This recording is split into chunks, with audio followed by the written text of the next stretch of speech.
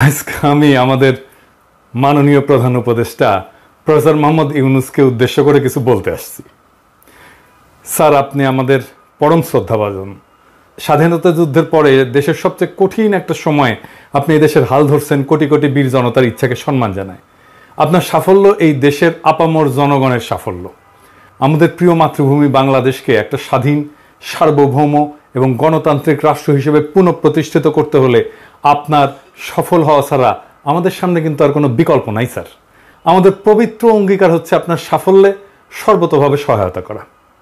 আমি সম্প্রতি বলছি যে দেশে এখন যেহেতু কোনো বিরোধী দল নাই, সেহেতু আমরাই একটা গঠনমূলক বিরোধী দলের ভূমিকা পালন করার চেষ্টা করব, অনেকটা শ্যাডো ক্যাবিনেটের মতো। আমরা আপনার সরকারের ভালো কাজগুলির প্রশংসা যেমন করব, তেমনি ভুল ভ্রান্তিগুলো অকপটে তুলে ধরব। আশা করি আমাদের এই সমালোচনাকে ভুল না বুঝে ইতিবাচকভাবে নেবেন। এই কথাটা এইভাবে বলার দরকার ছিল না, কিন্তু বলতেছে এই কারণে যে দুঃখজনক হলেও সত্য, এই দেশে সমালোচনা সহ্য করার সংস্কৃতি এখনো তৈরি হয় নাই। আপনি এই ব্যাপারে পথ দেখাবেন বলে আশা করি। আজ আমাদের সাম্প্রতিক ইতিহাস থেকে কয়েকটা ঘটনার কথা উল্লেখ করব যা আপনার আগামী দিনগুলোর জন্য প্রাসঙ্গিক। প্রথম ঘটনা হলো মুক্তিযুদ্ধের পরে শেখ মুজিবের দেশে প্রত্যাবর্তন। অবিভক্ত পাকিস্তানে বাংলাদেশের গণতান্ত্রিক সংগ্রামের নেতা ছিলেন শেখ মুজিব, এটা ইতিহাস স্বীকৃত। কিন্তু মুক্তিযুদ্ধের নায়ক কিন্তু তিনি ছিলেন না। যুদ্ধের 9 মাস দেশে যে বৈপ্লবিক পরিবর্তন হয়ে গেছে সে সম্পর্কে তার বিন্দু মাত্র কোনো ধারণা ছিল না। তিনি যে অবস্থায় দেশ ছেড়ে গেছিলেন, ফিরে আসার পরে বাংলাদেশ আর সেই দেশ ছিল না, কারণ তার মাঝখানে একটা মহান মুক্তিযুদ্ধ ঘটে গেছে। অনেক রক্ত, অনেক আত্মত্যাগ, অনেক যুদ্ধ, অনেক কষ্ট, অনেক বেদনা, দেশ ত্যাগ, এই সমস্ত কিছু এই সময়ের মধ্যে ঘটে গেছে। তিনি সে বিপ্লবকে ধারণ করতে পারেননি, শুনতেও চাননি কি হয়েছিল, কারা করছিল, কেন করছিল, কিভাবে হয়েছিল, শুনতে চাননি। কারণ তিনি বিপ্লবকে ধারণ করতে চাননি, কারণ তাতে তার ভূমিকা ছিল না। ফলে তিনি চড়ে বসছিলেন উল্টো রথে, এবং এই উল্টো রথে চড়ে বসাটাই এদেশের মানুষের জন্য এমনকি তার জন্য করুণ ফলাফল বয়ে আনছিল। আমরা সবাই জানি। এটা একটা কঠিন সত্য, আপনি স্যার কিছু মনে করেন না। এইটার সাথে আপনারও মিল আছে মুজিবের এই ঘটনার সাথে। আপনি কিন্তু আমাদের দ্বিতীয় মুক্তিযুদ্ধের নায়ক না, এর নায়ক আমাদের বীর ছাত্র জনতা। শেখ মুজিব অবিসংবাদিত ছিলেন বলেই 72-এ সবাই তাকে অন্তরের সাথে বরণ করছিল। আপনি সর্বজন গ্রাহ্য বলেই দেশবাসী এবার আপনাকে চাইছে। আমরা আশা করব আপনি মুজিবের মতো ভুল করবেন না। আপনিও যখন বিপ্লব ঘটে আপনি দেশে নাই, আপনি প্যারিসে। আপনি আসছেন বিপ্লব বিজয়ের পরে। তাইলে আপনাকে এখন কি করতে হবে? আপনাকে করতে হবে আমাদের দ্বিতীয় স্বাধীনতার বৈপ্লবিক মর্ম আত্মস্থ করে পুরনো ঘুণে ধরা ব্যবস্থা ধ্বংসস্তূপের উপরে একটা প্রকৃত গণমুখী রাষ্ট্র ব্যবস্থা গঠনের দুরূহ কাজটার উদ্যোগ নেওয়া। এদেশের মানুষের উপরে বারে বারে চাপায় দেওয়া হয়েছে গণতন্ত্র, রাষ্ট্রবিনাশী স্বৈরশাসন এবং ফ্যাসিবাদ, যা কেবল জনগণের সকল অধিকার হরণ করে একটা প্রবল দুর্নীতিগ্রস্ত ব্যবস্থাই চালু করেনি, তা এদেশের স্বাধীনতা, সার্বভৌমত্ব, আঞ্চলিক অখণ্ডতা বিপন্ন করছে। আমাদের প্রত্যাশা আপনি এই স্বৈরশাসন এবং ফ্যাসিবাদের জানাজা পড়বেন এবং দাফন করবেন, যাতে আর কোনোদিন তা বাংলাদেশের পূর্ণ মাটিতে ফিরে আসতে না পারে। এবার ইতিহাসের দ্বিতীয় ঘটনাটা বলি। আপনি জানেন যে রাষ্ট্রপতি জিয়া হত্যার পরে সেনাপ্রধান এরশাদ তাৎক্ষণিকভাবে ক্ষমতা দখল করেনি। সেই সময় মানুষের সেন্টিমেন্ট এমন ছিল যে তাতে তার পক্ষে রাষ্ট্র ক্ষমতা দখল করা সম্ভবই ছিল না। সে ধীরে ধীরে ঠান্ডা মাথায় ক্ষমতা দখলের পরিকল্পনা করে। ঘটনাটা হইতেছে যে পরিকল্পনাটা কিন্তু সে করে না স্যার, করছিল এরশাদ ছিল ভারতের 1 নাম্বার পুতুল। সে কি করছে? সে নতুন রাষ্ট্রপতি নির্বাচন করতে দিছে, যে নির্বাচনে বিজয়ী হয়েছিলেন ভাইস প্রেসিডেন্ট বিচারপতি আব্দুস সাত্তার। প্রেসিডেন্ট সাত্তার আসনে বসার পর থেকে তার শয়তানি শুরু হয়, এরশাদের খেলা শুরু হয়। প্রথমে সে দাবি করে দেশ শাসনে সেনাবাহিনীকে অংশ দিতে হবে। সে প্রস্তাব করে দেশ পরিচালনার জন্য একটা জাতীয় নিরাপত্তা কাউন্সিল গঠন, যার প্রকৃত নেতৃত্ব থাকবে তার হাতে। সে প্রেসিডেন্ট সাত্তারের মন্ত্রীদের কাউকে কাউকে হাত কইরে নেয়, সরকারের ভেতরে বিভাজনের চেষ্টা করে এবং সফল হয়। কাকে হাত করছিল সে? হাত করছিল স্বরাষ্ট্রমন্ত্রী ডাক্তার আব্দুল মতিনকে, এবং পরে কিন্তু মতিন এরশাদের দলে যে জয়েন করে। প্রেসিডেন্ট সাত্তারের সাথে বিশ্বাসঘাতকতা কইরা এরশাদের সাথে হাত মিলায়া এক মন্ত্রী বাড়ি থেকে গাল কাটা কামাল নামে এক দুর্বৃত্তকে গ্রেপ্তারের নাটক সাজায়। এটা কিন্তু একটা নাটক ছিল। গাল কাটা কামাল কার শিষ্য ছিল সেটাও আমি জানি, যাই হোক সে গল্পে আর না যাই। এই নাটকটা এরশাদের সামরিক কুয়ের পথ প্রশস্ত করে এবং এইটা পোস্ট করছিল ডিজিএফআই, সাজাইছিল। এরশাদ ক্ষমতা নেওয়ার আগে বিদেশি দূতদের মধ্যে একমাত্র ভারতীয় রাষ্ট্রদূতের সাথে সাক্ষাৎ করছিল, একমাত্র। এরশাদ এরপর যে সংসদ নির্বাচন করে তাতে হাসিনার নেতৃত্বে আওয়ামী লীগ হয় বিরোধী দল। এভাবেই ঘুর পথে ভারতের সাহায্যে আওয়ামী লীগ বাংলাদেশের রাজনীতিতে পুনর্বাসিত হয়। এরশাদ হচ্ছে ভারতের 1 নম্বর পুতুল, আর 2 নম্বর পুতুল হিসেবে কাজ শুরু করে হাসিনা। পুরা ক্ষমতা সরকারি দলও ভারতের, বিরোধী দলও ভারতের। এই হইল ভারতের বাংলাদেশের রাজনীতিতে আবার পা ফেলার সূচনা। এই নাটক যে আবার মঞ্চস্থ হবে না, আপনি কি স্যার সেটা নিশ্চয়তা দিতে পারেন? যে প্রেসিডেন্ট সুপ্পু আপনাকে শপথ দিছে যে পদে বহাল থাকলে সে তো আপনার নিয়োগও বাতিল করতে পারে না? তাকে পদে বহাল রাখা মানে হইল আওয়ামী লীগের প্রত্যাবর্তনের মহাসড়কটা খুলে রাখা। সুপ্পুকে বিদায় না দেওয়া পর্যন্ত আপনি নিরাপদ না। আপনার এই বুদ্ধি কেউ দেয় না। আপনারা সবাই বলে সংবিধান মেনে চলতে হবে, সংবিধানওয়ালাদেরকে ধরিচ্ছি, দাঁড়ান স্যার, ধরিচ্ছি স্যার, একটু সময় দিছি কিন্তু ধর্ম স্যার, কারা কারাই সংবিধানওয়ালা সেটা ধর্ম। এটা ছাড়াও আমি প্রবল সংখ্যার সাথে লক্ষ্য করতেছি যে 190 এরশাদের কালো ছায়া আপনার এবং আপনার সরকারের উপরে দীর্ঘ থেকে দীর্ঘতর হচ্ছে। আপনার উপরে চাপাই দেওয়া হয়েছে বেশ কয়েকজন উপদেষ্টা যাদের সাথে বিপ্লবের কোনো সম্পর্ক নাই, ন্যূনতম কোনো সম্পর্ক নাই।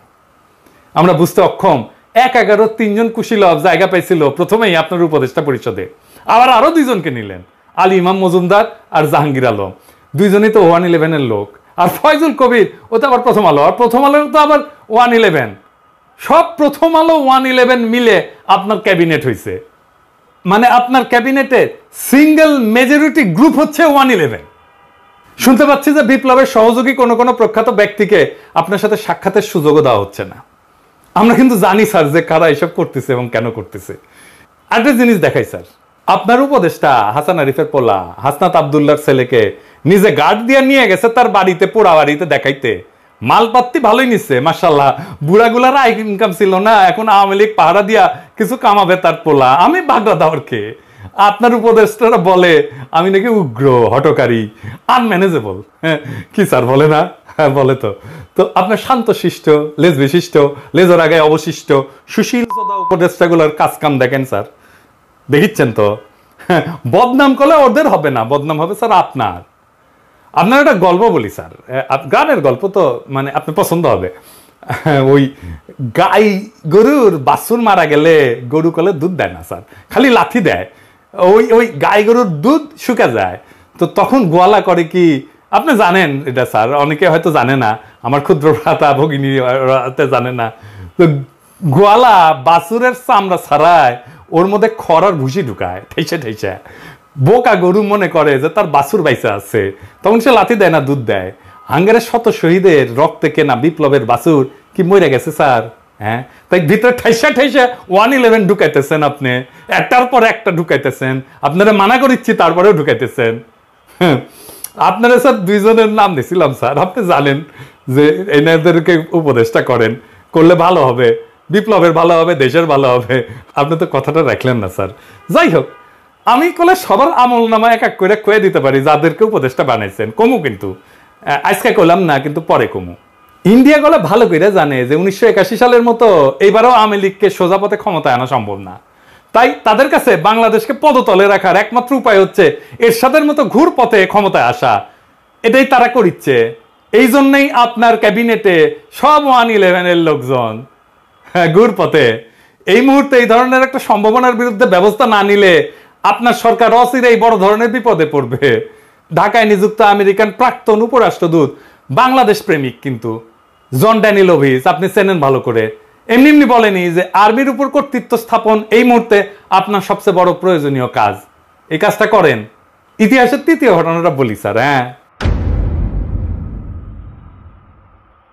1996 নির্বাচনের সময় বাংলাদেশের রাষ্ট্রপতি ছিলেন আব্দুর রহমান বিশ্বাস। উনি ছিলেন বিএনপির দ্বারা নির্বাচিত এবং একটা মহল থেকে তাকে সরায় দেওয়ার গুঞ্জন ওঠে। সেই সময় সেনা প্রধান ছিলেন জেনারেল নাসিম সেনা অভ্যুত্থান করার চেষ্টা করে একটা সময়। প্রেসিডেন্ট বিশ্বাস তাৎক্ষণিকভাবে তাকে পদচ্যুত করেন। খুব ছোটখাটো মানুষ ছিলেন কিন্তু প্রেসিডেন্ট বিশ্বাস, বড় সড়ো না, লম্বা চড়া না, আমার মতো ছোটখাটো মানুষ, কিন্তু সাহসী ছিলেন। এই সাহসী কাজের জন্য প্রেসিডেন্ট বিশ্বাসের কিছু হয়েছিল? কিছু হয় নাই। কেউ তার কেশাগ্র স্পর্শ করতে সাহস করে নাই। আপনাকে এই ঘটনা স্মরণ করে দেওয়া প্রয়োজন মনে করতেছি, আপনি বুঝেন আমি কেন এটা বললাম আর কি। সবশেষে ইতিহাস থেকে চতুর্থ ঘটনাটা বলি।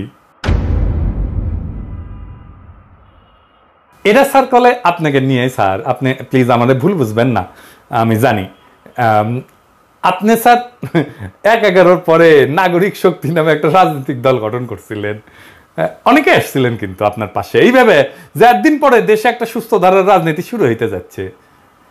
আপনার